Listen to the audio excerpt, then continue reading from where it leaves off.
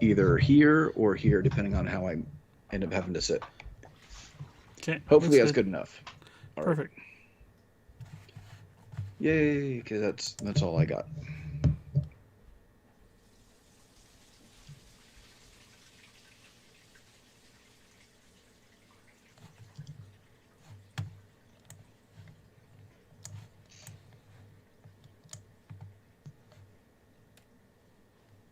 Just waiting to see our little live icon pop up.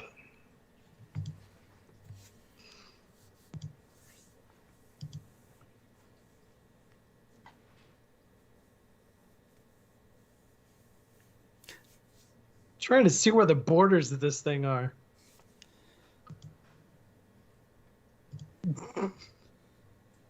There we go.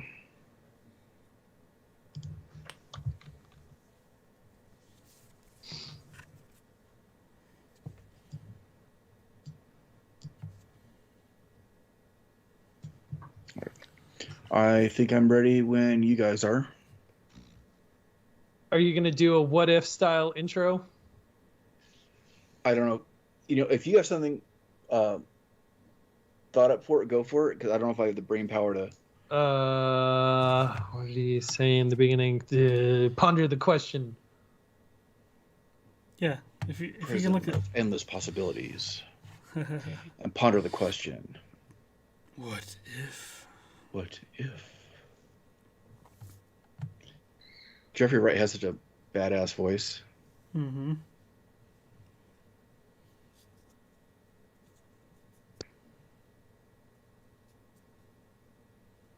John, you want to give it a shot or just? Oh, I'd have to look at the intro. It doesn't have to be a carbon copy either.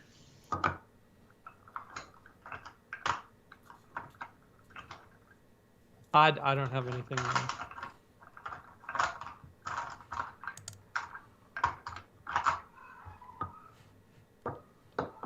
Okay, I can just kind of go off the cuff though. I can look it up.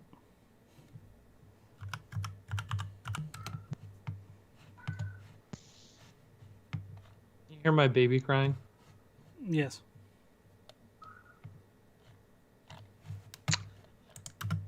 Could it just be that random kid crying in the theater?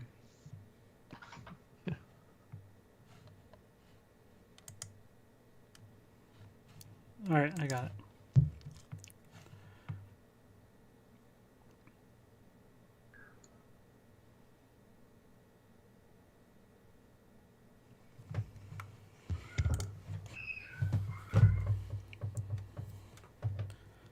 Time, space, reality is more than a linear path. Do you got something? I've got the exact text if you want it. Here. Sit there. I pasted it.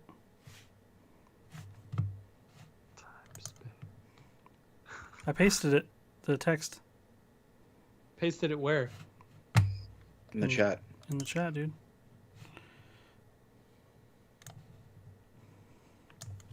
Time, space, reality. It's more than a linear path.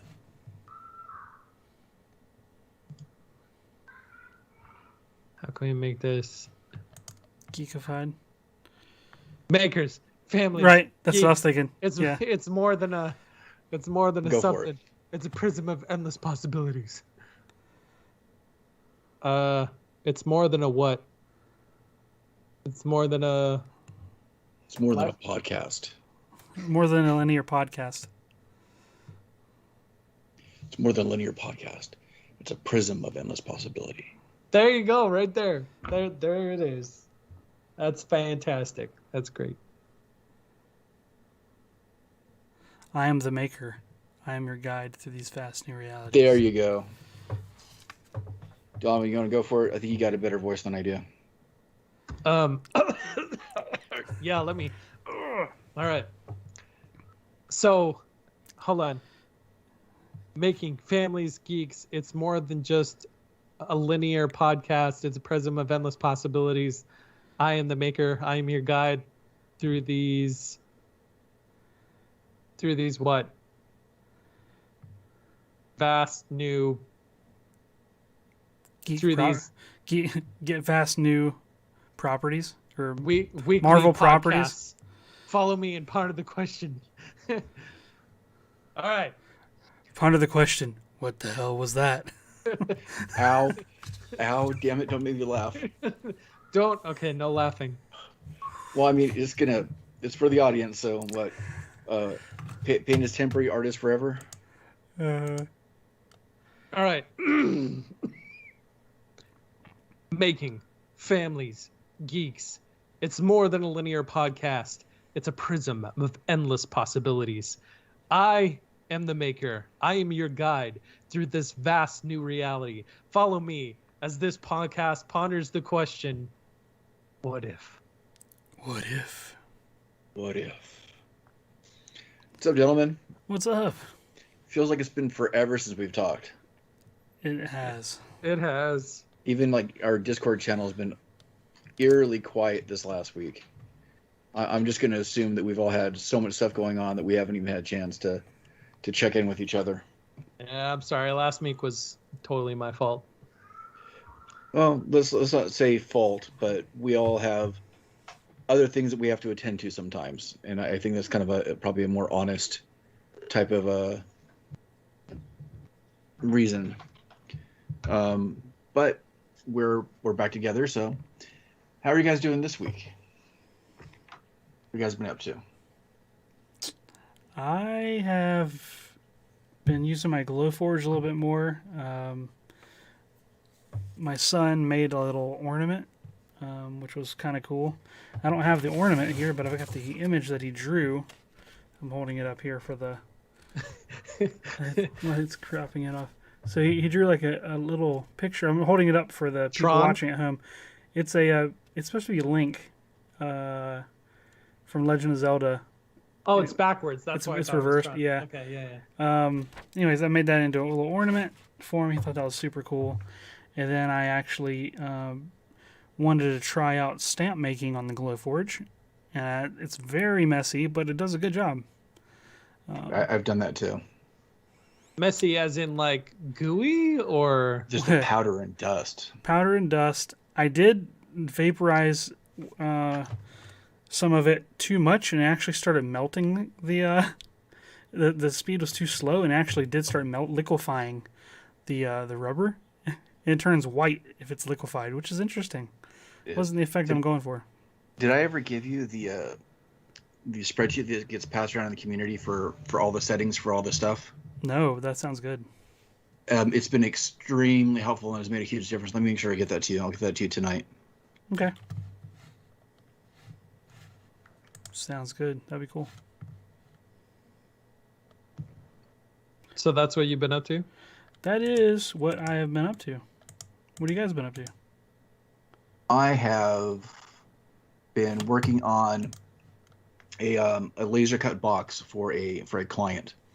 My brother-in-law is a professional photographer, and he had asked for a box to give to a couple for as a kind of like a bonus for like the wedding pictures that they purchased. So I did a laser cut slide top box out of walnut plywood.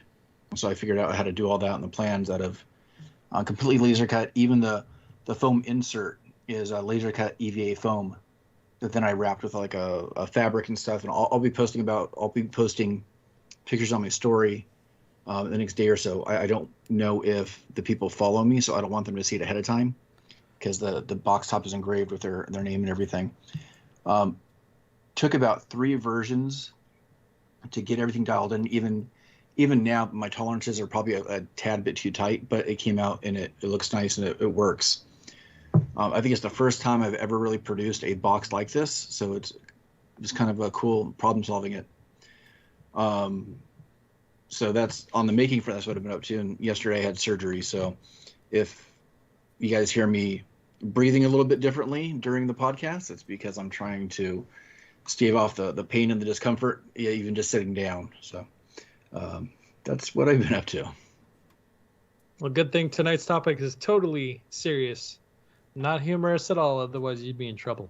Yeah, I mean, coughing, sneezing, laughing, all those things are really kind of not very conducive. Even worse, I'm scared of pooping. Well, You haven't yet? you know how many times we've done No. that during the podcast. I know, but I'm just saying in general because one push, I'm afraid it could be like game over. Um, whew.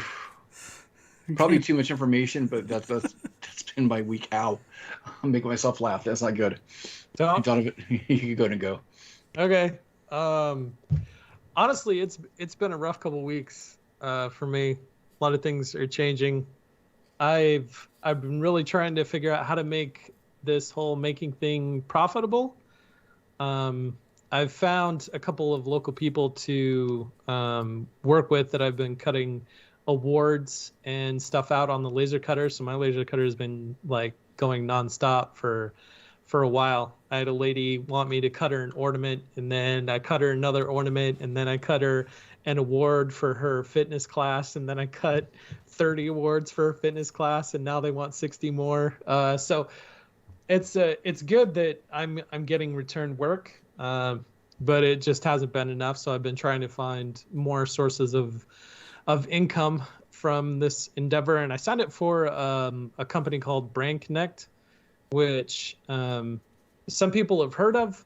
It's basically one of those companies that goes out and finds sponsors for content creators. So they're like a middleman. I don't know, but they do the job of finding sponsors for you, basically. So I signed up for that service a few weeks ago and found out that they haven't found anyone that wants to work with me, and so that was super bumming. And then this week, I realized that I have to find a job and go back to working a 9 to 5 and put off being a full-time maker. And so I had to start that project, and to kind of distract myself from the suckiness of all that going on, I decided to make a present for my dentist because he was having an open house tonight. He bought a new building and remodeled it, and it's kind of weird how much I like my dentist. I think he's super cool, which dentists typically aren't people that you think, oh, he's super cool. No, my dentist is like super cool. He's kind of a hipster. He's a closet geek. He's super nice. I have enjoyed him ever since I first went to him. Gosh, 5 years ago, 6 years ago, something like that. And anyways, him and I have become friends over the years, and I found out that one of his favorite games of all time was the original Legend of Zelda. He doesn't game a lot now, but he still loves playing OG Legend of Zelda. And since he is a dentist, anybody that watched my Instagram stories would see this. I recreated the opening scene from Legend of Zelda where he goes into the cave. And instead of the old man, I made an 8-bit version of my dentist. And then I put, it's dangerous to brush alone, take this. And Link is holding up a thing of dental floss. And before I jumped on here, I was actually at his open house presenting him with his present. So that was a fun little distraction to do. Do you like it? Yeah, he loved it. Nice. He loved it. It was fantastic. Admittedly, it looks better than I thought it was gonna look. I always worry that my stuff isn't gonna look as good in reality as I think it will in my head. But actually it looked really good. I'm very proud of how it turned out. The floss pack, I wish it was a different floss container, package, whatever you want to call it. But it is what it is, and it gets the point across. So it's going to be hanging in his office. So I'm gonna go stop by tomorrow and take a picture of my work hanging in somebody's dental office. That's the things you do. It's a really cool experience seeing your work, whatever it is that you've created, in a public place. Last week, I think it was last week, I went to a Nicaraguan restaurant in LA with family, and a sign that we had seen like 2 years ago was hanging up on the wall of the restaurant. And I'd completely forgotten about it. My wife pointed it out to me. I'm like, oh my God, that's right. We did about like 50 of those signs at one point. And it was really cool seeing. Not only that, but I know a lot of the stuff that I make for videos is just for videos sometimes. So whenever I make something for somebody else to hang up in their house, there's a certain type of anxiety of, oh my God, is this going to hold up? How is it going to look a year from now? Yeah.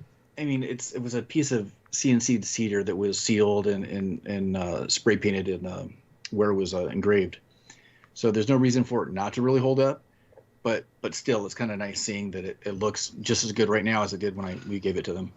Yeah, I took a bottle of super glue with me, just in case anything happened to pop off in transit or during the event, but nothing did. So I wasn't actually going to make a video out of it, but I realized that with my financial situation being what it is and having to go back to work again, it's probably going to be a while before I can make another project. And so this will be my last video for a while. So I wanted to make a fun one. Should be a fun one. I hope it'll be a fun one. So yeah, on that bright note, what are we talking about tonight, guys? Dentists. Well, I think we're going to talk about some endless possibilities. Yes. So spoiler alert. If you have not finished the What If series on Disney Plus, shame on you, first of all. Secondly, you might want to tune out until you do, because we're going to talk about all the different possibilities within the show and for the future. Pause this video and go finish watching it. Yes. Or start watching it for that matter. Yes. That too. We'll still be here when you get back. Well, yeah, let's start with that. Would you recommend this series to a Marvel fan? Absolutely. Donovan? No? Yes? Donovan loved it. Okay, okay, what do you think, Sean? A Marvel fan with kids? I would not recommend it for kids. Huh. We learned that on episode 3. And it was solidified in episode 4. So I would not recommend it for kids because it'll give them nightmares. You know, I think we should talk about that though too. Maybe even like towards the end a little bit, because I think that a lot of people have a misconception of what Marvel is and what Marvel is supposed to be. So maybe that's something we should talk about towards the end after we kind of wade through What If. Funny. I guess so. I wasn't intended to.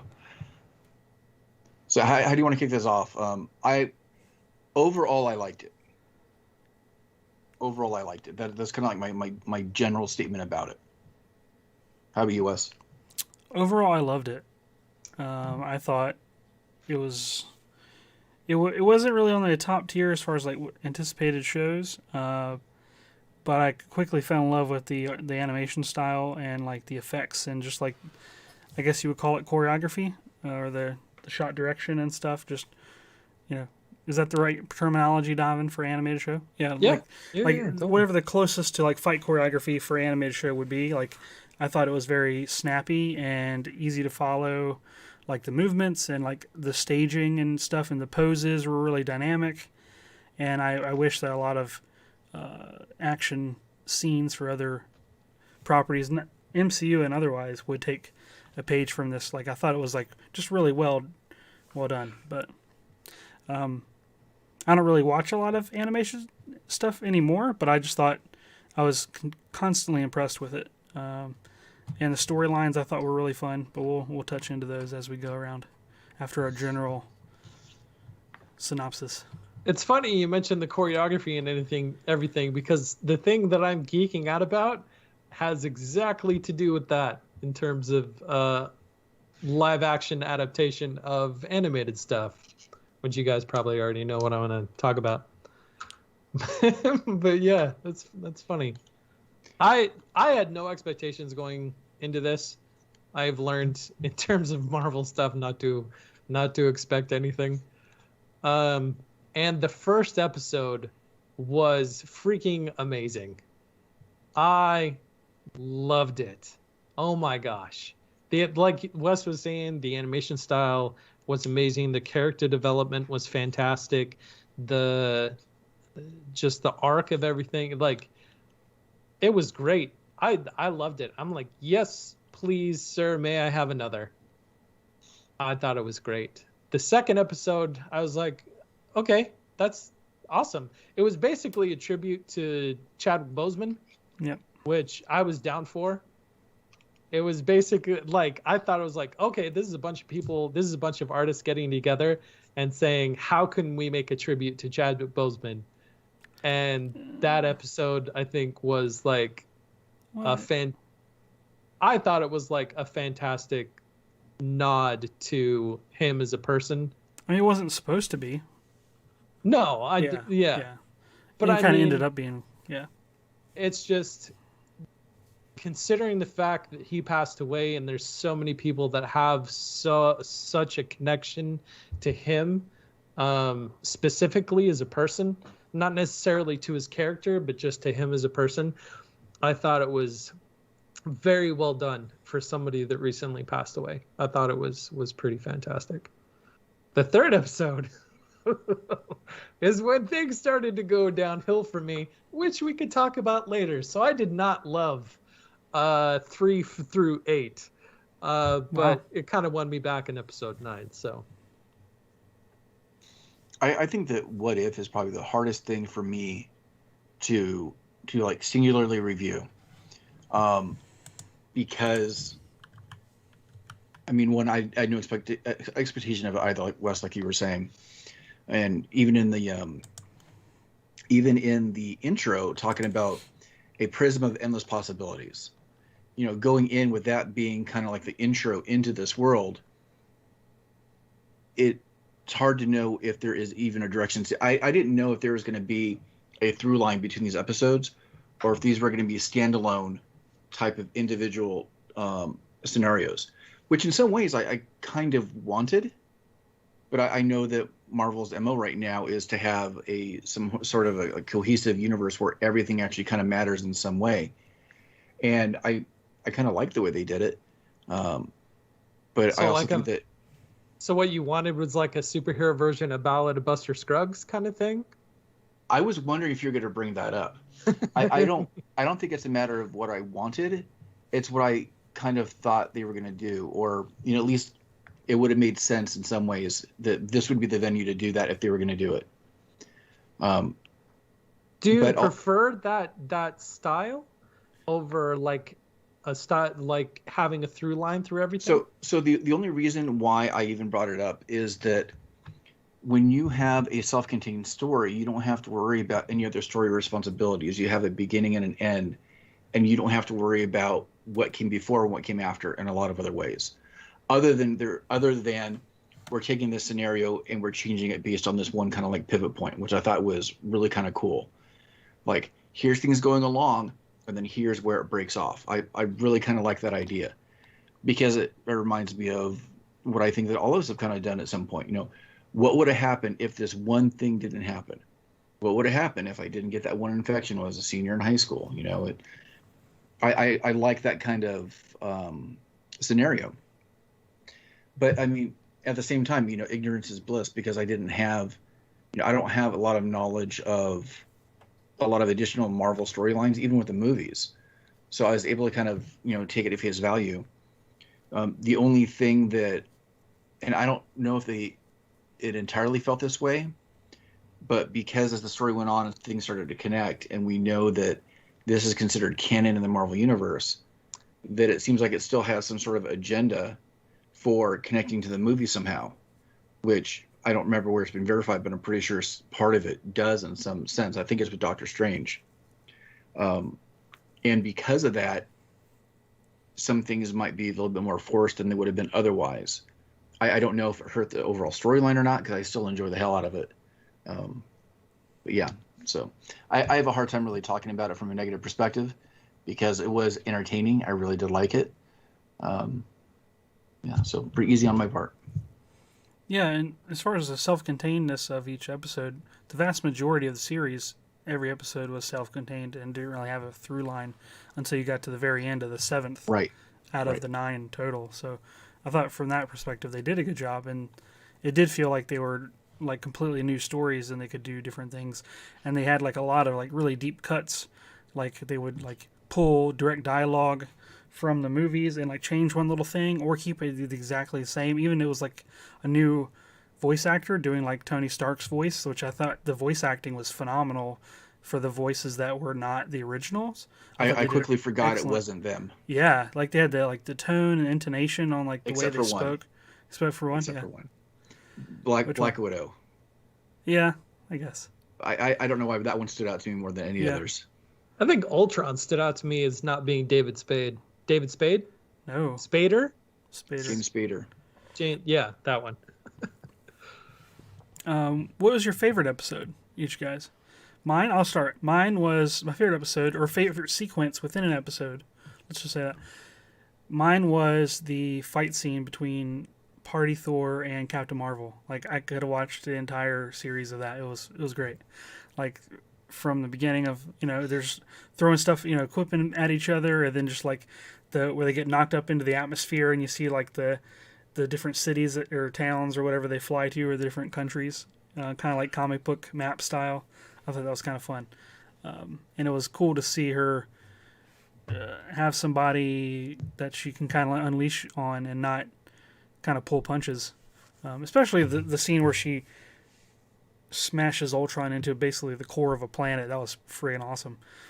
So I just like seeing her powered up and be able to use her in that regard, because in the movies it always felt like she was pulling punches. Like, she could have taken out, I mean, she did take out an entire ship in Endgame, but she could have done a lot more if she was there earlier, but she got to leave something for someone else to do, I guess. But what are some of you guys' favorite moments? I think episode 8 was my favorite. And the fight between Ultron and the Watcher, I think, is one of the most satisfying fights I've ever seen, live action or not, on the screen. There was something about the pacing of it, and I think I was probably dazzled a little bit by the colors and the effects, but I think it was probably one of the most pleasing things I've seen on screen. My favorite episode. Or sequence from an episode. Seeing Captain Carter wield a sword, I thought was freaking awesome. Because I'm like, the dichotomy of Captain America having a shield and a gun was never sat right for me for the entire duration of phase whatever. He is a soldier, though. I mean, it's kind of hard to... I know, but like, just, it's so arbitrary. But just the moment that Captain Carter has the shield, picks up a sword, I'm like, yes, thank you for finally doing that. That wasn't supposed to be a Black Knight reference, was it? I don't think so. Okay. Well, because it's like Or ethereal shield legend and kind of sword, stuff. Yeah. But yeah. No, I thought that moment was great. I chuckled so much at that moment, because I'm like, finally, a sword with a shield. Thank you. The pairing made in heaven. Yeah. I also really liked seeing Loki. Loki as a frost giant. Oh yeah. I was like, yes, this is great. Now we get to see what would have happened to Loki. I loved that episode, basically because it reminded me of Ragnarok, which is still hands down my favorite Marvel film, and just the fun, non-serious nature of the storyline and everything that happens. It was like Ferris Bueller's Day Off or some other 80s like show, right? Or movie. Yeah. Funny enough, that was my least favorite episode. Huh. Really? That episode annoyed me. Yeah, he's like, gosh. Las Vegas doesn't look like that. I've been there 1,000 times. I didn't care for it. Just because I binged, because I stopped at episode 4 right before last week when I binged everything. I just watched it all over again because I wanted to be prepared to talk about it last week before I dropped out, and so I binge watched everything, and 3 through 7 are heavy episodes, and so coming off that into episode 8 was a breath of much needed fresh air for that series. And so I think that's why I enjoyed it, because the contrast of what happened before that up to that point was, yeah, I liked it.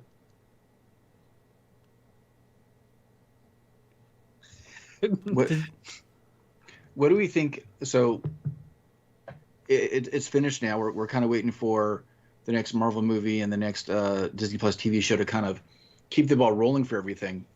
What do you think the purpose of What If was? Because everything that we're watching, every movie, every TV show is really supposed to be carrying some sort of narrative along. Yep. So what was the purpose of What If? Well, they started the multiverse conversation, not counting Enter the Spider-Verse. If you just count strictly like the Disney Plus or Disney, MCU. Loki introduced the idea of multiple universes and having variants of a character, right? Getting the people that watch accepting that idea, like, oh, you can have a version of Thor that looks like this, or that's a alligator, or whatever, like the most extreme examples, and kind of setting that up, for them for the next series to swing at. And then this one swung really hard and kind of really showed you the possibilities of What If, and just the concept of things, existing at the same time, and that it doesn't mean that they're not canon, they're just another universe that has yet to have a story told about it. And so, it's one of those branches that we saw on the TVA or something, right? Yeah. And then I think they're going to continue that with the Multiverse of Madness, because that's another multi-universe jumping movie. So they're just sort of building it up. And I think also WandaVision sort of touched on a little bit of that as well, with the inclusion of the Pietro from the X-Men films, where it's like this, the same actor, but showing up as Ralph Boner or whatever the character he was. Like, I think that could be considered almost like a What If type of a multiverse thing, where it's like the same character that was it normally in X-Men, and the other film universe is now, not that character, but clearly to the audience there's a connection there that the characters don't see. So it was almost like a fourth wall kind of universe break, I think. Setting up, kind of manipulating the expectations of the fans and what they thought he was going to be, being like Quicksilver. But I think that was sort of a hint to it as well. Just a gauge to see how people would react to that situation to figure out whether or not to do it again in the future. Yeah, I mean, they totally trolled the audience for sure on that, which I didn't really care for. I thought it was not very fun. But it doesn't mean that his version will never appear, because this is sort of telling you that different versions of Quicksilver, are possible, not just the one that Joss Whedon killed off in the Avengers movie. It's funny that, like, with the proliferation of theory videos and speculation videos and like trailer breakdown videos and everything like that, that production companies have learned to milk it for all it's worth. And oh my gosh, it's like a masterclass in trolling the audience. Yeah. Like if I hear about Mephisto one more time. Yeah. Oh my gosh. Devil's in the details. Kind of going off of that, I watched Film Theory talking about What If and how What If plays into the rest of the Marvel Cinematic Universe. And his theory in particular was that the Doctor Strange from What If is the Doctor Strange that we see in Spider-Man, not Multiverse of Madness. What is it? No Way Home. No Way Home. Yeah, I was like, it's not Far From Home. No Way Home. Because of the whole Eye of Agamotto, because Doctor Strange's Eye of Agamotto was destroyed in Endgame, and so did he get it back? And if he did, how? Or this is the Doctor Strange from What If, which I think would be intriguing, because like he pointed out, it would be a way to bring a Mephisto type character. I know you don't want to hear Mephisto, but to bring a Mephisto type character into the MCU without having to worry about Chinese censors. And everything that they do, everything that they do has to be culture, has to be kosher to Chinese culture. Otherwise they wouldn't do it, because that's their biggest market. So it's it was a theory that I think I could get behind. Most theories about stuff and people bringing stuff down and speculation of, this, that, or the other, I really don't give it much thought, and I just don't put much weight behind it. But that one, I was like, okay, yeah, you have me sold. I'm picking up what you're putting down right now. I mean, the whole Mephisto thing, because am I right in assuming you're talking about like the devil character, or like a devil type of a figure? See, that's really tough though to fully ignore that, because you have demons and other things that are we know they're going to be part of other Marvel properties that really aren't too far away from that idea. Anything that's done with Blade or the Midnight Suns that's supposed to be coming, Ghost Rider. Yeah. You're not going to be able to completely steer clear of that, unless Mephisto, which I really don't know a whole lot about the character, is that much of a direct representation of the devil, which I actually don't know. Well, it's just the iconography of it, and the fact that they can fix that. Yeah, there's so much like superstition and whatnot around devils and ghosts and everything like that in their culture anyway, that they need to find a way to steer clear of it.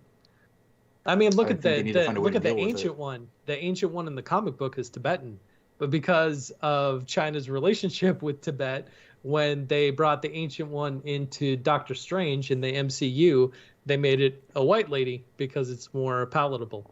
No, well, there was actually a couple different reasons on that one. That one wasn't just China. No, I know. They were trying to tread carefully with Asian stereotypes too. Yeah. Which, it's going to bite them either way. Oh no, you're whitewashing characters now. Well, we were trying to do this. Well, it backfired.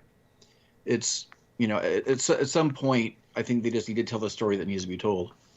Which is one of the reasons why I did like Shang-Chi so much, was the fact that it was a majority Chinese cast playing Chinese people and speaking Chinese. but even in that movie, Disney changed some things that were originally in the comic books, like Fu Manchu. The original villain is Fu Manchu, which this awkward Asian stereotype that has been in Western TV for a long time. I don't think I think it makes sense to use the Mandarin instead because there's already established character, but I don't know. I think the reason why people keep talking about Mephisto is the fact that it's like we don't have a clear baddie yet for this phase of the Marvel Cinematic Universe. Feels like it's flailing. Because before there was end credit scenes, we knew early on that Thanos was going to be the big baddie of phase 1 and phase 2 of the MCU, and this one we don't know. It could be Mephisto, it could be Galactus, it could be Spawn, it could be not Spawn, maybe. No, different universe. It could be somebody. We don't know yet. But I think that leaves a lot of people opportunity to speculate. And Mephisto seems to be the number one speculative person of choice when it comes to the new big bad of the MCU. I mean, I'm pretty sure it was Kang, but yeah, sure. See, but we had I was going to mention King too, but the thing is that we've seen one mention of him in one Disney Plus show, and then we also have White Vision floating around because I don't know what he's called. We have Wanda there having nightmares about her kids that never really existed. I don't think we have a lot of grounding. I'm hoping that the Eternals, I'm thinking that the Eternals is actually going to kind of set a foot in the ground of here's what's going on. Is that the next one that comes out? Is Eternals? Yep. Beginning of next month. Yep. 2 days before my birthday.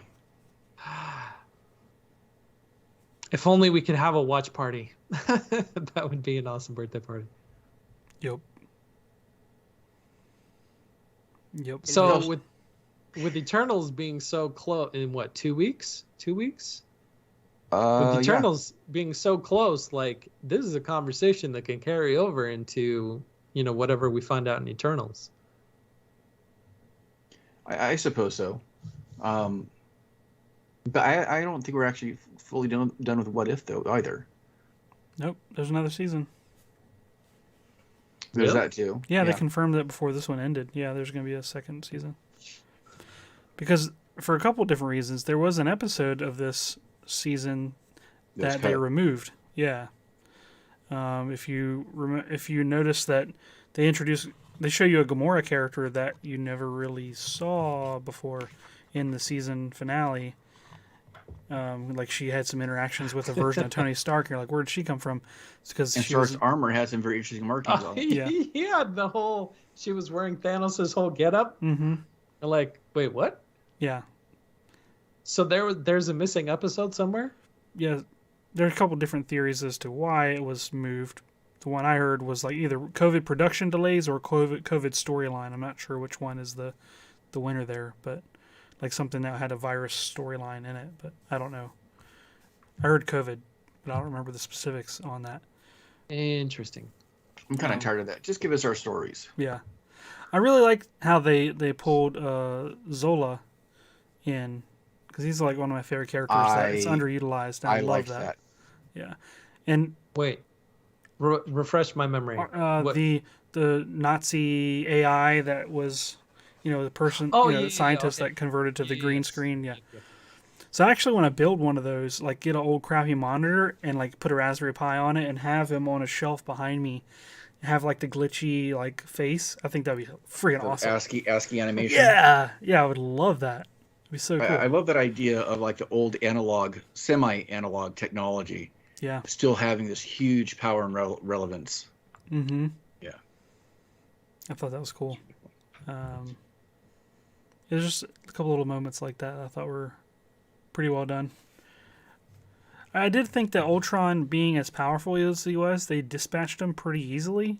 I would have liked to have been like a couple episodes struggle at least. I know sort of he was in 2 episodes because of he fought the Watcher in the 8th episode, and then 9, it was all out battle, but I don't know. I could have gone for a little bit more. But yeah, I'm looking forward to the next season. So let's touch back on the notion of if it should or shouldn't be having like kid friendly content or themes or things like that. And what parts did you think were too nightmare inducing, Donovan? Are you asking me? Well, yeah, you said directly that you didn't think it was appropriate for your kids. Well, yeah, because it started freaking them out when like Avengers were exploding in goop and animated pseudo gore. The Hulk when he like turned into like green mist or something. Yeah. Yeah, and the zombie one especially. Like they did play it a little lighthearted. I thought that was funny. For a zombie flick, having Happy be like pew pew as a zombie, I was like, oh my gosh, that was funny. That made me laugh. But that said, like still, it's zombies, and my son was like, I'm not scared. This doesn't scare me. And both my girls were like, no, I don't want to watch it. But it's just, was it episode 2? No, not episode 2. Starting in episode 3, I feel like there was a guy in the writer's room that was like, okay, in this episode, what if everyone dies? And then the next episode is the same guy that's like, okay. For this episode, what if everyone dies? And then for the next episode, the same guy is, I got an idea, like raising his hand in the back. What if in this episode, everyone dies? And that theme of like, okay, we're seeing, yes, everyone dead. Okay. Now we're seeing another universe where everyone is going to die. Oh, in this universe, everyone is going to die. Great. In the next universe, is everyone going to die? And just the constant like morbidity of it, I think was just too much for my kids. So I hear this every now and then, and I know my kids are a little bit older, so maybe I'm a little bit biased in this, but I'm trying to think at what point it was, any of this stuff was ever meant for kids. Superheroes have always been meant for kids. We try to ground them and we tried to make them like gritty and realistic, but the silliness of superheroes has always been for kids. Since when? I think. I mean, there's. You have adults that have always written these stories. No, I know. Yeah. I think the main audience, although kids have got into comics because they look like they should be meant for kids, even like cartoons originally. Cartoons were not originally meant for kids. I think that it's tough because you have this format which appears fun and colorful. When you look a little bit closer at the content, most of it really was never meant for kids, even like the movies. I think we let kids watch it because it's fantastical and fun and, an adventure. But if you look a little bit closer at the themes, they weren't meant for kids. I mean, take a look even the first Iron Man movie. Tony Stark philandering, drinking, self-destructive. Sounds like a great time for kids. I don't think any of this was really meant for kids. I think it's always been 13 and up. But that being said, it is marketed directly, specifically, and purposely at kids.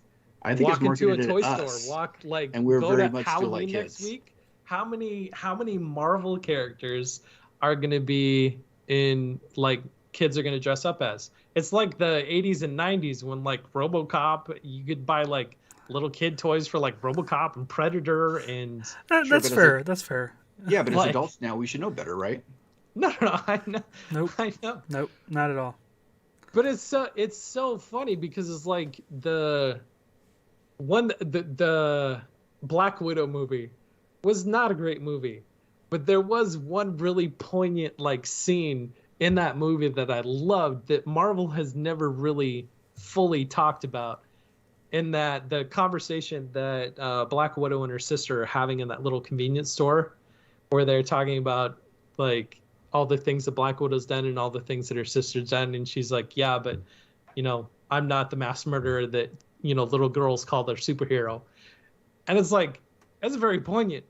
I mean, yeah, that was also a reminder to the parents that this is not meant for kids. I know, but it's like it's not that I want to expose them to like stuff like this, because like my kids are 2, 7, and 9. They're still little, and they're not going to be little for that much longer. And being able to keep them little for maybe a little bit longer, I'm okay with that.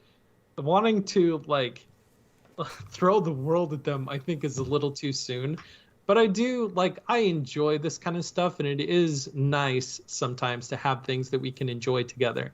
And because of the animated nature of this show, and like I said, the first episode is fantastic. Like, we all loved it. We thought it was great. It was funny. It was like there was action in it. Like there was like monsters, and they fought the monsters. And my little 3-year-old, like watching the movie, got out her sword, and she was like pretending to fight monsters just like she was seeing on the screen. And so I thought it was one of these things that we could enjoy together. But that said, I learned very quickly that my kids are an age that they're still not ready for that yet. Do you ever read up on Common Sense Media? Wait. Yeah, I do check it for like rating guidelines and things like that, because the parents' you should check guide it for all the Marvel stuff too. On IMDb is hit and miss sometimes. But yeah, I don't know. I understand the world is what it is, and like content is what it is, but it's hard gauging things sometimes, because sometimes stuff is made for kids and is appropriate for kids, and sometimes stuff looks like it's made for kids and is not appropriate for kids. We're the ones at fault. You know that, right? Yeah, I mean, you're not wrong. But I'm saying it mainly because of our generation, not because we're parents. Our generation, what we grew up with, and the things that we love, and I think we're almost desperate to want to share this with our kids and share that passion. And the stuff is being made for us, being 30 and 40-year-old adults. But then we turn around saying, you know what, I want to share this experience, when we probably should, give it a second thought sometimes. Yeah. See, that was the one thing about growing up, is I didn't have a lot that I could share with my parents in terms of like pop culture and things like that. But like being an adult now and having little kids that age, like being able to share stuff together it's a really cool bonding experience. The stuff my dad shared with me is 10 times worse than any Marvel movie.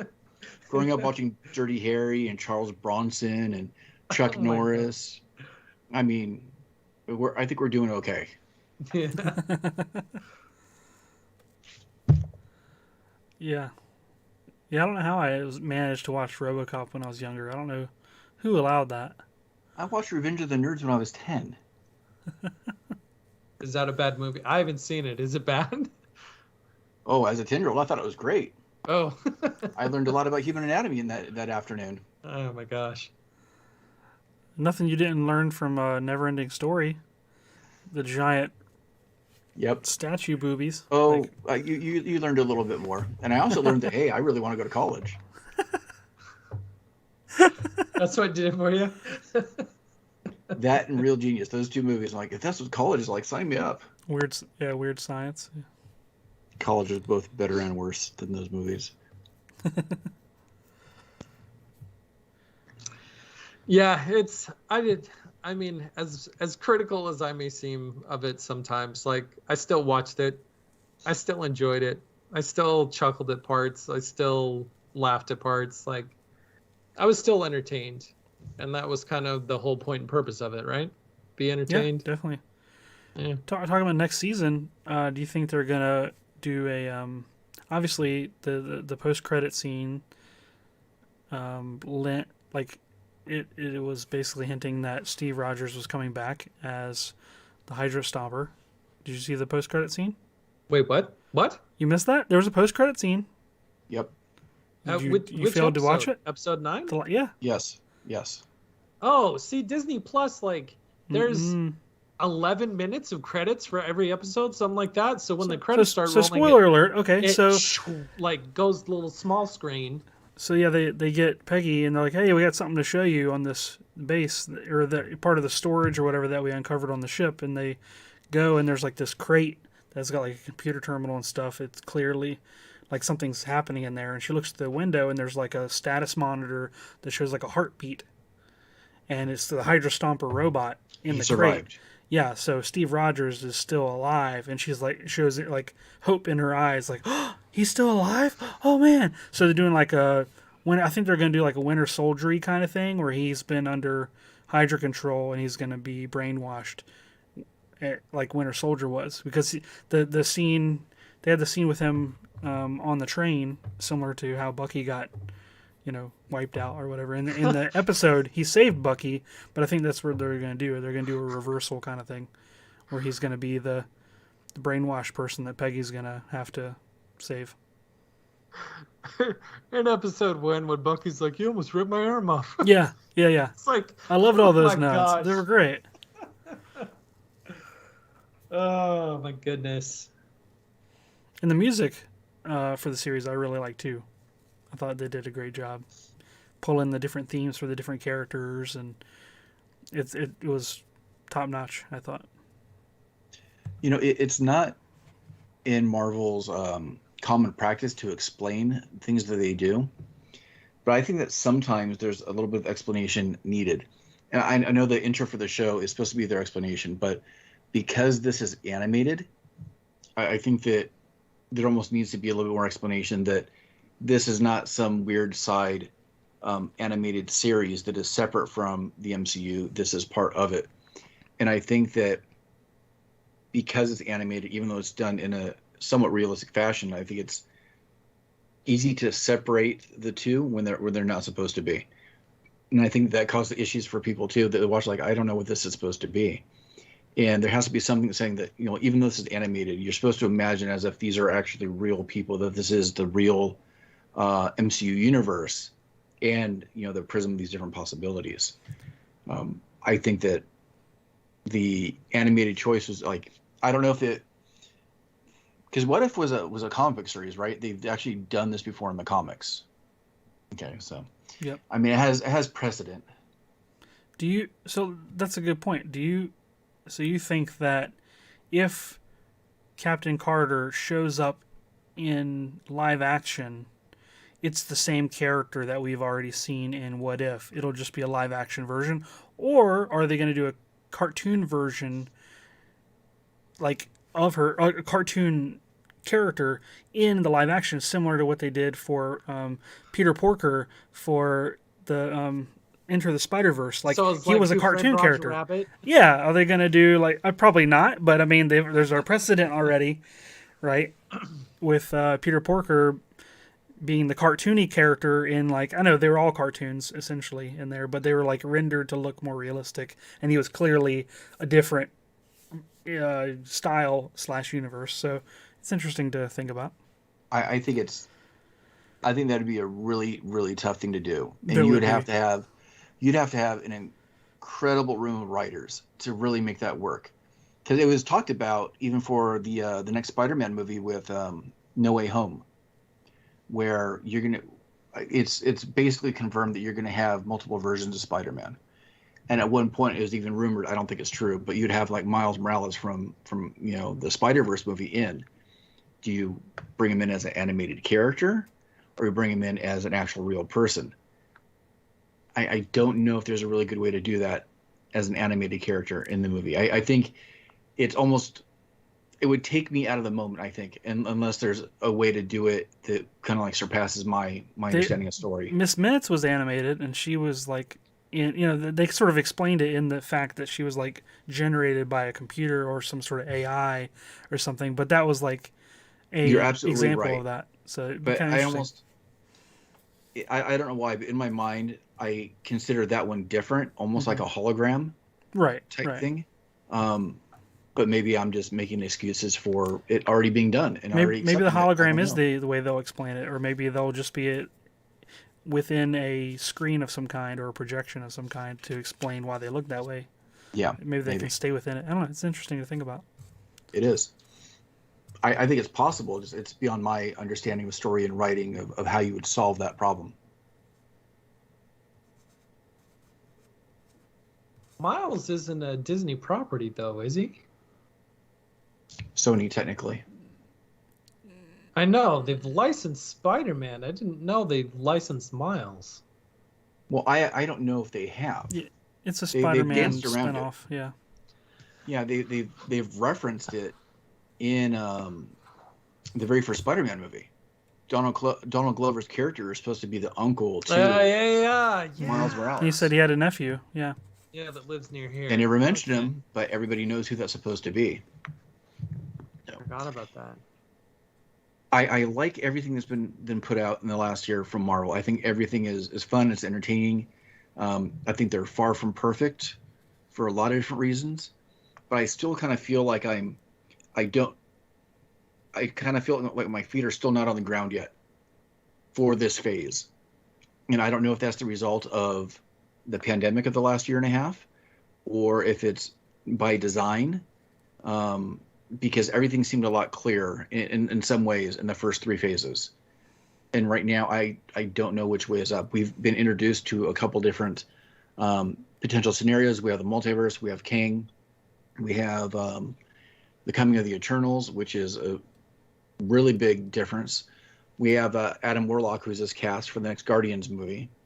So we have all this stuff coming down the pipeline that we're aware of. I don't know like what the current rules or laws are of the current universe, and that makes it tough as an audience member. Yeah. After December, we'll have a different story to talk about. We'll have a different scenario. Like, I think they'll establish what's happening. Hopefully. I do too. And we'll have three things to talk about though too, because we have the Hawkeye series, we have Spider-Man, True, and we have Eternals. Yep. We'll have to wait a little bit longer for Doctor Strange because I heard that just got pushed back. Although I don't know how far it got pushed back. Yep. There's a lot coming out. Finally. Yes. Yeah, there is. And a lot of stuff that's still been pushed back. So what? Yeah, go ahead. Go ahead. I was going to are transition we into Geeking out. Yeah, that's what I was transitioning to. Okay. Look how seamless that was. So good. It felt like it was about time for that. So. My geek out, I have two things. First is Lower Decks. Fantastic series finale Super hilarious. I enjoyed that. If you're not watching it and you like Star Trek, you are doing yourself a disservice. It was very funny. Very good. The other one, I saw Venom, Let There Be Carnage, a couple days ago, I guess, last weekend. And overall, I didn't really have high expectations. And overall, the movie was okay. It was fine. If you like the first movie, you probably would like the second. And I didn't really love the first one, but I enjoyed it more than I thought I would. So it's just a fun popcorn kind of geek out thing. But even if you're not super interested in it, you should stick around for the post-credit scenes because and you need to watch it soon because you're going to miss out on something that is going to be referenced. I kind of want to talk about it. I really do. And the movie's been out for a few weeks. It's not that much of a spoiler, right? Well, actually, it was. In a very, very rare circumstance, I let Wes kind of spoil it for me. Yeah. And I'm kind of glad. Yeah. I wasn't disappointed by it. Yeah. But for anybody else that is into the universe, I would also recommend watching, even though I didn't see it, but recommend watching it because the end credit scene I think is worth watching. Well, how about this? I'm going to give since this is our show, we can talk about whatever we want, right? I'll just give a preface here. I'll say, if you don't want to hear about Venom, go ahead and drop out right now because I'm going to talk about the end credit scene. It is pertinent to our conversation right now. Once again, spoiler alert. Spoiler alert. Spoiler alert. You haven't. Well, Do you think you'll have a chance to see it? Do you have an interest of seeing it? Not really. Okay. I could probably guess. You can guess. You can guess, and you're probably going to be right. Based on your implications and your reaction and everything. Yep. My guess would be that he is in the MCU now. Correct. Yep. Kind of. I mean, yeah, he is. He is. So does Spider-Man show up in the end credit scene? Is that Yes. What? Yeah. Yeah. So it turns out that Sony likes money is really what it comes down to. Oh my gosh. Oh my gosh. Really? It's the thing people were hoping for. They were hoping that they would connect them. That shouldn't be a surprise at all. And the way they did it, I thought was cool. Too many bad guys in the next Spider-Man movie. You can't bring in Venom. They're gonna do a Sinister Six thing. They have to have at least 6 bad guys. Oh my god. It's supposed to be that way. Yeah. Really? How can you do the Sinister Six without 6 bad guys? It's in the name. You have to remember that. Hold on. Sinister Six was Doc Ock, Shocker, Vulture. Yep. He's still around. Yep. Rhino. It could be Rhino. It Rhino. Could be Venom. They've changed it around here and there. Who's the other one? It could be Electro. Electro's been confirmed. Mysterio. No, Mysterio. I don't know. I think it's different between different tellings. They change it. They're going to count to 6. They're going to pick 6 and do 6. Man. And remember that they were on their way to doing this with the Andrew Garfield series. The end of the second movie was Spider-Man and Rhino about to go head-to-head and then roll credits, and they never picked up. Yeah. I think that this is them picking up. And there are also lots of references in the background. They went through like some facility or something, and they had like Doc Ock's tentacles, and they had Vulture's wings, and lots of other things. So they're clearly hinting. And the lizard was in it, and just all kinds of. Oh, the lizard. Yeah. That was the other one. I hate the lizard. So boring. But yeah, I'll give you the short premise for the end credits thing. So at the very end, so through the whole movie, Venom would like his head would come out of what's his name? Tom Hardy. Eddie Brock's body. It would like come out as a tendril, and you see the head there talking to him. But also they would talk to each other like out loud. So he would hear Venom's voice in his head, and he would just respond out loud, and they would communicate that way. So there's a scene at the very end where they're in a hotel room, and they're laying in a bed, and they're just watching some TV shows or whatever, talking about stuff. And Venom brings up the fact that he's like you do, as you do. I mean, and he's just like saying like, I've been on so many adventures and so many things and different realities and different universes. If Venom I told you, saying this? Venom's saying this. He's like, okay, I've been to so many different universes and planets. You wouldn't believe the stuff I've seen if I told you. It would basically break your stupid human brain. And Eddie Brock's like, whatever, bring it on. Let's see what you got. And he's like, okay, here we go. And then as soon as he says that, the room goes, and it like changes, and even Venom's like, "What the heck was that? What's going on?" And like the bed that they were laying on is still a bed, but the hotel environment changed, and now there were things on the bed that weren't there before, and they're like, "That's weird." And the show they were just watching, they're not showing the screen, but you hear the audio in the background. That changes as well. And now all of a sudden you hear J. Jonah Jameson talking. And he's like, "This menace of the Spider-Man, da da da da da." And I'm like, "What?" Yes, I'm like getting excited watching this, in the seat. And Venom's still confused, like, what was that? Why are things different?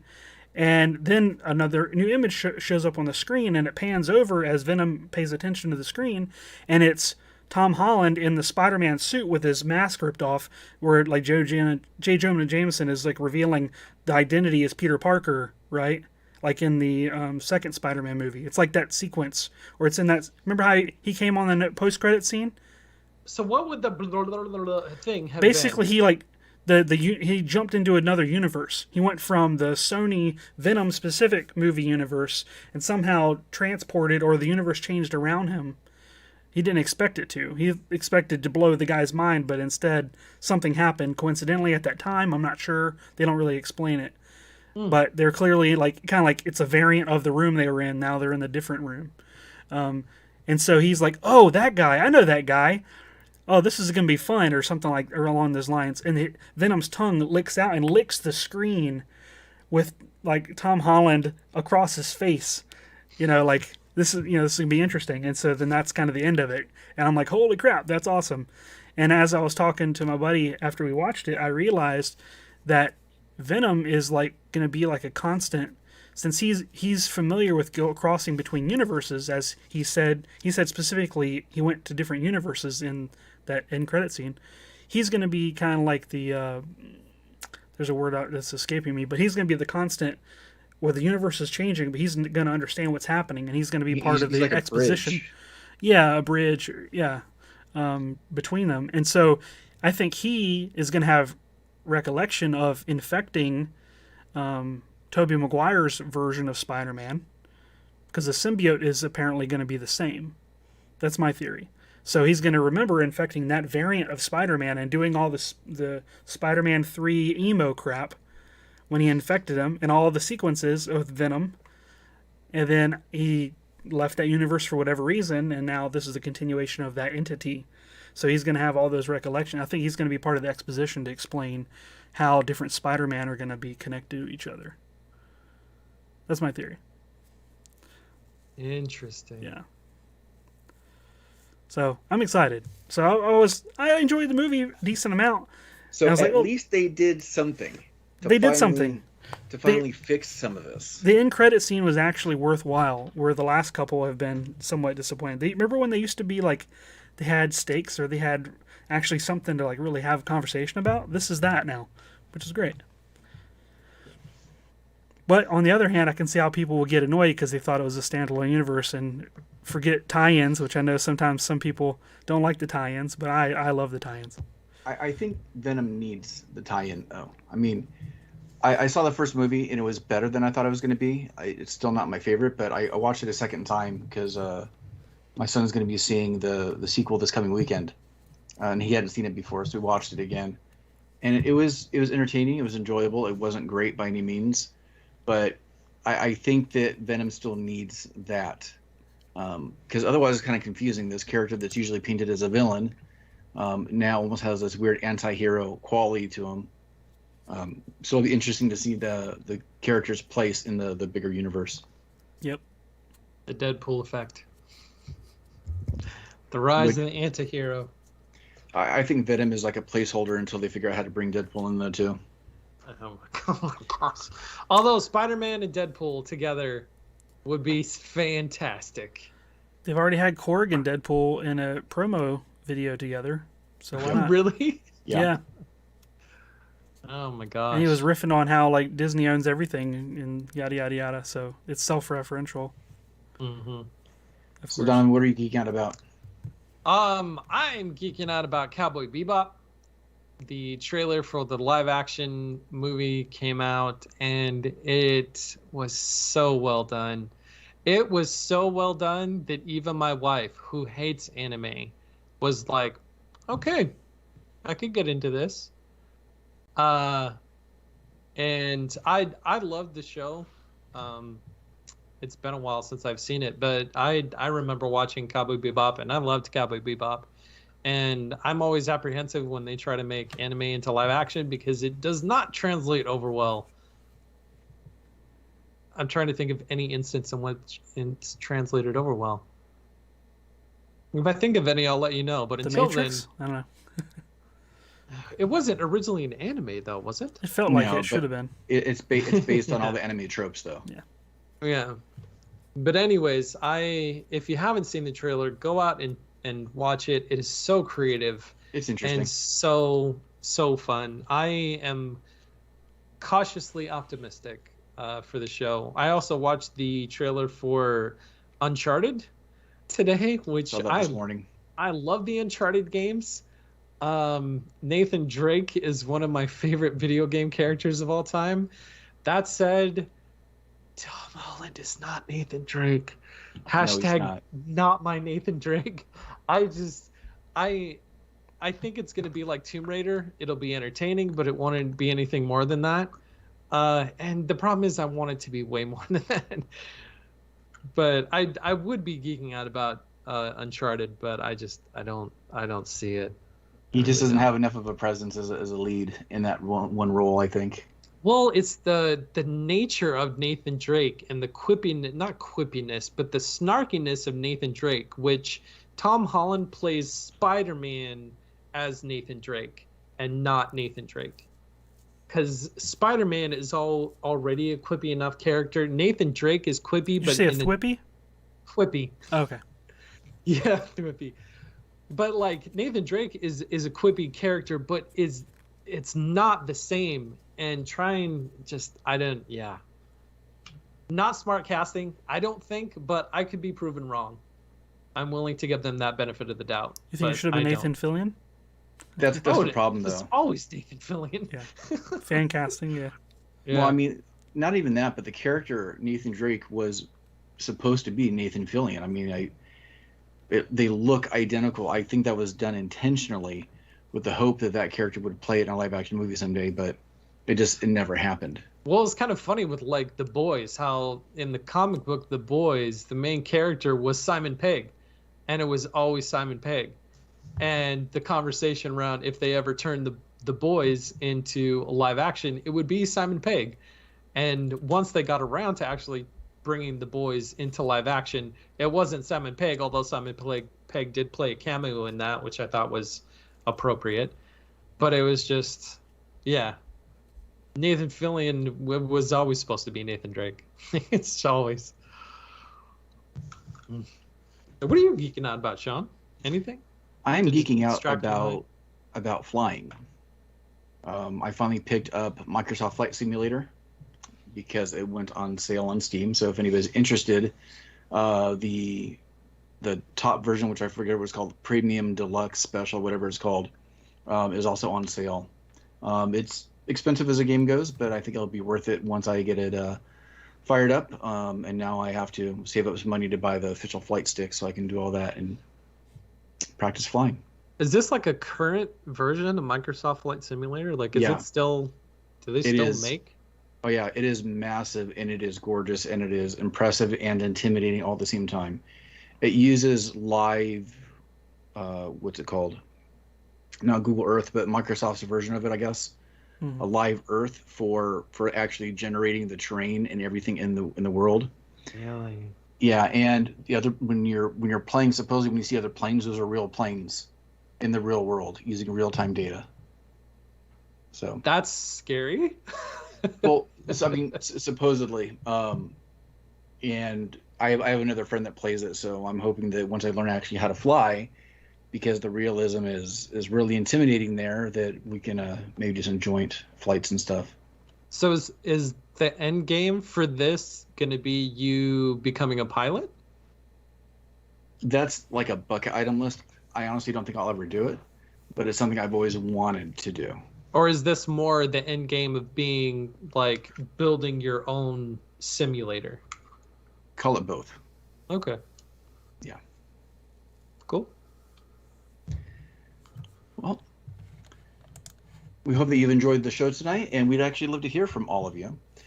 You can go to our website, makinggeeks.com, and on the contact page, you can leave us any comments or suggestions of the show. We're always looking for feedback from the audience and topics you'd like us to explore. And on the homepage of the site, you can listen to all of our past episodes right there at makinggeeks.com.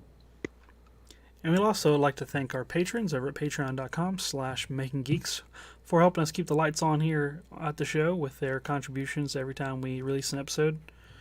They help us a lot, and if you would like to be one of those patrons, head over there, and you could be among the top ranks, such as Clinton or Square Splinter or Jordan. You guys are the top patrons, and we appreciate you. Thank you.